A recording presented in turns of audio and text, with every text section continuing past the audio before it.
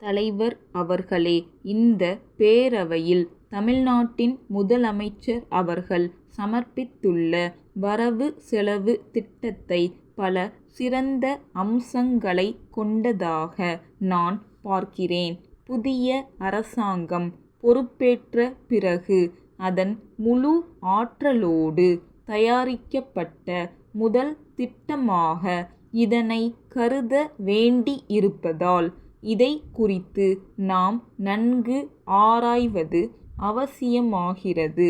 இந்த திட்டம் பற்றாக்குறை திட்டம் அல்ல. புது வரி போட்டும் பற்றாக்குறை திட்டம் வகுக்கலாம். என்னை பொறுத்தவரை வரியே விதிக்காததை உயர்வு என்றோ சிறப்பு என்றோ நான் கருதவில்லை. அபிவிருத்திக்கு தேவைப்படுகின்ற பணங்களுக்காக வரிகள் போடுவது அவசியமே. எனினும் யாருக்கு வரிகள் போடுவது என்ற பிரச்சினைதான் இங்கே முக்கியம்.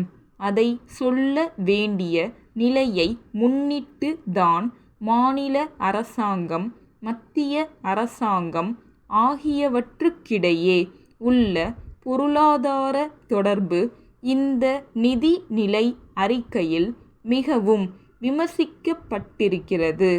மாநில அரசாங்கம், மத்திய அரசாங்கம் ஆகியவற்றுக்குள்ள பொருளாதார நிலைமை, வரி விதிப்பு அதிகாரம், வரி பங்கீடு ஆகியவற்றை பற்றியெல்லாம் முதலமைச்சர் அவர்கள் விமர்சித்திருக்கிறார்கள்.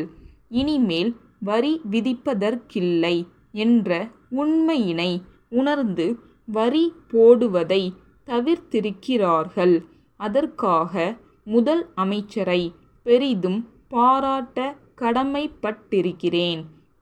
நம்முடைய பொருளாதாரத்தை முறைப்படுத்தி காட்டி மக்கள் மீது தாங்க முடியாத அளவுக்கு வரிகள் போடுவதை தவிர்த்து தாங்க கூடியவர்கள் மீது வரிகள் விதிக்க இந்த அரசுக்கு எந்த அதிகாரமும் இல்லை என்பதை அனுதாபமான நிலையில் அடக்கத்தோடு பண்பு கலந்த வார்த்தையிலே எடுத்து சொல்லியிருக்கும் முதல் அமைச்சர் அவர்களை நான் பாராட்டுகிறேன். அடுத்து, இலங்கை அகதிகள் பற்றிய பிரச்சினை மிக வருந்தத்தக்கதாகும். சிங்களத்தையும் சேர்த்து ஆண்ட தமிழ் மரபினர் இன்று கடலில் தூக்கி எறியப்பட்டு தமிழகம் வருகின்றார்கள். இதை நினைக்கின்ற போது மனம் கொஞ்சம் சங்கடம் அடையத்தான் செய்கிறது.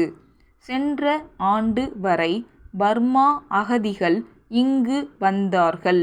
இந்த ஆண்டு இலங்கையிலிருந்து அகதிகள் வர இருக்கிறார்கள்.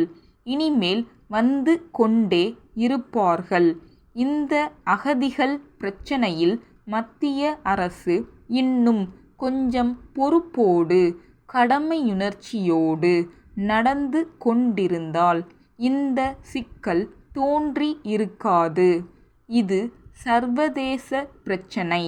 தாயகம் திரும்பும் அகதிகளை குடியேற்றுவதற்கும் அவர்களுக்கு புனர்வாழ்வு அளிப்பதற்கான வழிவகையினை காண்பதற்கும் மாநில அரசு வழிவகை செய்திருப்பதை எல்லோரும் பாராட்டியிருக்கிறார்கள். இலங்கையிலிருந்து லட்சக்கணக்கான குடும்பங்கள் வர இருக்கின்றன.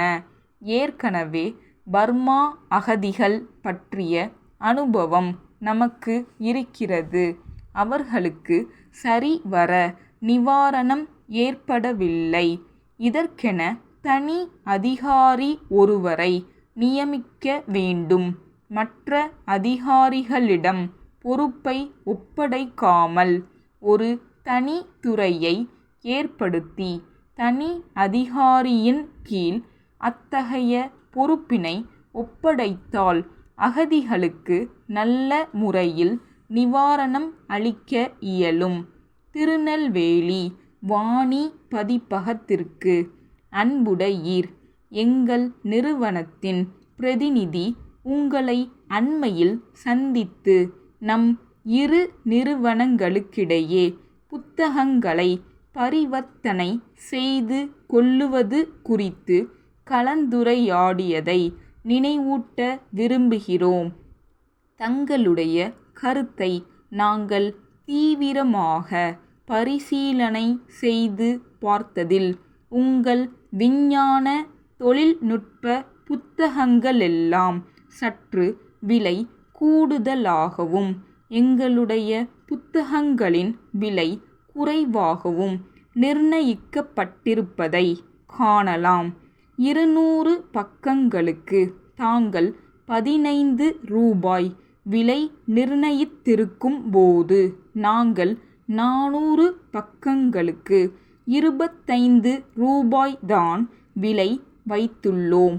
இரு தரப்பு புத்தக ஆசிரியர்களும் சமமான புகழ் வாய்ந்தவர்களாக இருந்தும் உங்கள் நூல்களுக்கு குறிப்பிட்டுள்ள விலை சற்று கூடுதலாக இருப்பதால் அதனை விரைவாக விற்பது கடினம் என்று தோன்றுகிறது.